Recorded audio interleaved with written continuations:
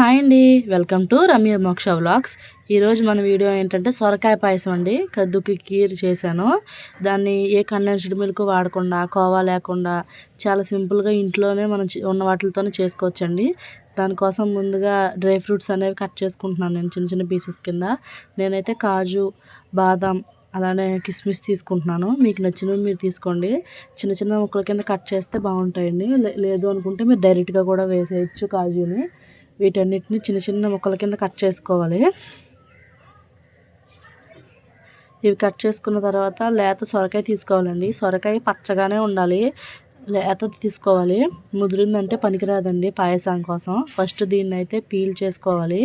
దీని తొక్క కూడా మరీ లోపలికంట చెక్కద్దండి, చాలా లైట్గా తీయండి. మరీ లోపలికంట తీసినా కూడా బాగుండదు.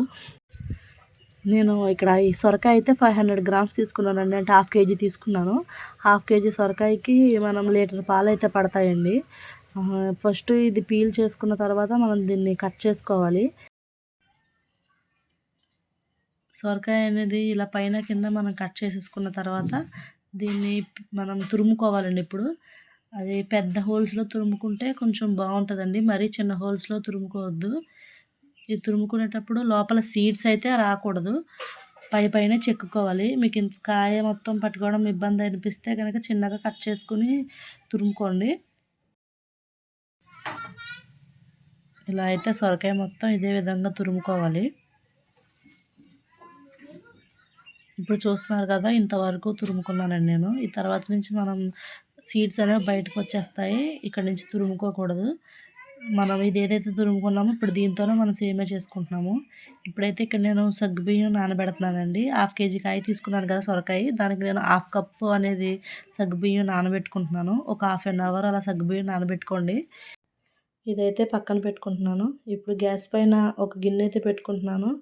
మీరు ఏది తీసుకున్నా సరే కొంచెం దలసరిగా ఉండేది తీసుకోండి, అడుగు పట్టకుండా ఉండాలి.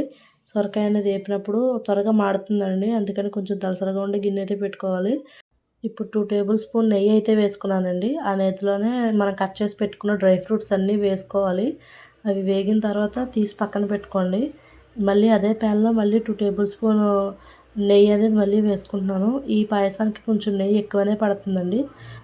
మనం ఇందాక తురుము పెట్టుకున్న సొరకాయ ఉంది కదా, దాన్ని వాటర్ అంతా పిండేయాలి. ఎందుకంటే వాటర్ ఒక్కొక్కసారి వాటర్ వల్ల పాలు ఇరిగిపోయే ఛాన్స్ ఉంటుంది. అందుకని వాటర్ని తీసేసి మనం తురుముకున్న దాన్ని మాత్రమే నెయ్యిలో వేసుకోవాలి. మొత్తం అంతా తురిమేసి నేతిలో వేసుకుంటున్నాను. దీన్ని కొంచెం బాగా వేపాలండి. సిమ్లోనే పెట్టుకోవాలి మంట. హై ఫ్లేమ్లో పెట్టద్దు, సిమ్లోనే పెట్టి మంచిగా బాగా వేగేదాకా ఉంచాలి. దాని కలర్ అనేది కొంచెం చేంజ్ అవ్వాలి. స్మెల్ కూడా చాలా బాగా వస్తుందండి అది బాగా వేగాక, గీ స్మెల్. అంతవరకు మనం మధ్య మధ్యలో కలుపుకుంటూ వేపుకుంటూ ఉండండి. ఇలా వేపుకున్న తర్వాత ఈ కలర్లోకి వస్తుందండి. అంతవరకు మనం వేపుకోవాలి. తర్వాత మనం ఇందాక పెట్టుకున్నాం కదా సగ్గుబియ్యం, దాన్నైతే ఇప్పుడు దీంట్లోకి వేసుకుంటున్నాను. అలా మొత్తం వేసేసుకొని దాంట్లో బాగా కలుపుకోండి.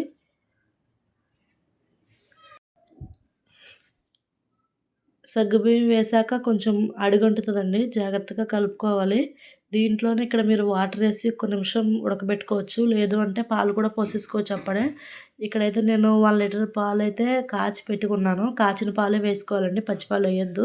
ఇక్కడ నేను కాచి పెట్టాను, అంటే పొంగు రానిచ్చాను, తర్వాత ఆఫ్ చేసాను. ఇప్పుడు ఈ పాలనైతే ఇందులో వేసేసుకోండి. సగ్గుబియ్యం ఉడికేంత వరకు ఈ పాలని సిమ్లోనే పెట్టుకుని ఉడికించుకోండి. లేదంటే సగ్గుబియ్యం అనేది త్వరగా అడుగు పట్టేస్తుందండి. అడుగు పట్టకుండా కలుపుకుంటూ చూసుకోండి జాగ్రత్తగా. అడుగు పట్టిందంటే మాడు స్మెల్ అనేది వచ్చేస్తుంది వెంటనే. ఇక్కడైతే నేను 2 టేబుల్ స్పూన్ పాల పొడిని అయితే తీసుకున్నాను. దీన్ని పాలలో అన్నా లేదంటే వాటర్లో అన్నా మిక్స్ చేసి పెట్టుకోండి. ఇది వేస్తే పాయసం అనేది కొంచెం చిక్కగా ఉంటుంది. ఇది కూడా లేదు అనుకుంటే పర్వాలేదు, నార్మల్గానే చేసుకోవచ్చు, కానీ అది ఉంటే చిక్కగా ఉంటుంది. ఇక్కడైతే ఆల్మోస్ట్ ఉడికిపోయినాయండి. సగ్గుబియ్యం కూడా ఉడికిపోయింది. సగ్గుబియ్యం అనేవి ట్రాన్స్పరెంట్గా అయినాయి అంటే ఉడికిపోయినట్టే. ఇక్కడైతే ఉడికిపోయినాయి సగ్గుబియ్యం కూడా. సరిగ్గా సగ్గుబియ్యం అనేది ఉడకకుండానే మనం పంచదార అనేది వేసేసామంటే అక్కడతో స్టాప్ అయిపోతుంది ఉడకడం. అందుకనే పూర్తిగా 2 సగ్గుబియ్యం, సొరకాయ 2 ఉడికిన తర్వాత షుగర్ వేసుకోవాలి. ఇక్కడైతే నేను 2 కప్స్ అనేది వేసుకుంటున్నానండి. మీ టేస్ట్ తగ్గట్టు మీరు ఇంకా స్వీట్ ఎక్కువ తినే వాళ్ళైతే ఇంకొంచెం స్వీట్ ఎక్కువ వేసుకోండి. నాకైతే 2 కప్స్ సరిపోయింది ఇక్కడ. ఇప్పుడు దీని తర్వాత మనం ఇందాక పాలపొడిలో నీళ్ళు కలుపుకున్నాం కదా, అదొకసారి మళ్ళీ కలుపుకొని దీంట్లో వేసేసుకుందాము. ఇది వేసాక ఏమవుతుందంటే కొంచెం చిక్కబడుతుందండి పాయసం అనేది. ఈ కీర్ ఎప్పుడు చిక్కగానే ఉండాలి. మనం ఎలాగ మిల్క్ మేడ్లు అవన్నీ వాడట్లేదు కాబట్టి చాలా సింపుల్గా ఇంట్లో ఉండే వాటితోనే చేసుకుంటున్నాను. ఈ పాలపొడి కూడా మీ దగ్గర లేదంటే స్కిప్ చేయొచ్చు.